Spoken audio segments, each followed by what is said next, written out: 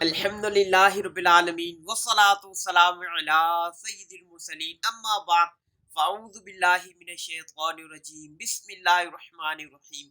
میرا نام سید رضوان اللہ شاہ اور آپ دیکھ رہے ہیں یوٹیوب چینل اصلاح اعمال۔ آج کی ویڈیو میں ہم انشاءاللہ عز و جل جو وظیفہ سیکھنے جا رہے ہیں وہ بہت ہی پیارا ہے، اور خاص طور پر ان لوگوں کے لیے کہ جن کو کوڑ کا جو ہے مرض ہو گیا ہے یا پیلیا کا جو مرض ہے وہ ہو گیا ہے۔ برز اور یرقان جس کو کہتے ہیں، برس ہو جاتا ہے اور یرقان جو ہے یہ جن کو ہو جاتا ہے یہ ان کے لیے جو ہے مفید ہے، اور یرقان جو ہے یہ کالا بھی ہوتا ہے پیلا بھی ہوتا ہے۔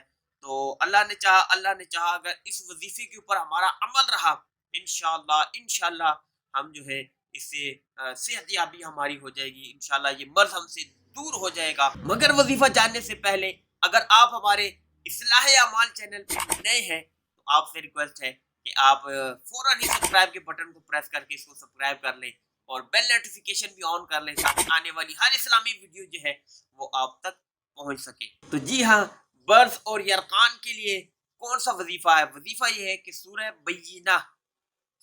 بینہ یہ 30ویں پارے میں آپ کو ملے گی۔ یہ پوری سورت جو ہے یہ پڑھ کر کوڑ اور برس کے لیے یعنی یرقان کے مریض کے لیے اس کے اوپر دم کریں اور لکھ کر اس کے گلے میں ڈال دیں۔ کھانے پر دونوں وقت یہ سورہ جو ہے یعنی کھانے کے وقت میں دوپہر کو بھی شام کو بھی جب جب کھانا کھائے تو 2 ٹائم اگر کھانا کھاتا ہے تو 2 ٹائم، زیادہ کھائے تو زیادہ۔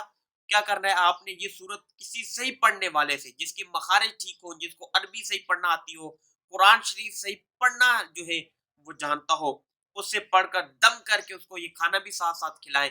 اللہ نے چاہا انشاءاللہ عز و جل بہت فائدہ ہوگا اور بہت جلد جو ہے وہ یرقان سے برس سے جو ہے وہ اس کی صحت یابی ہو جائے گی۔ آپ نے دونوں وقت جو ہے وہ کھانا کھاتے وقت بھی جو ہے اس کو دم کر کے کھانے کے اوپر وہ کھانا اس کو کھلانا ہے، لکھ کر اس کے گلے میں بھی ڈال لیں تاکہ جو ہے وہ یرقان جو ہے برس جو ہے وہ ختم ہوتا جائے۔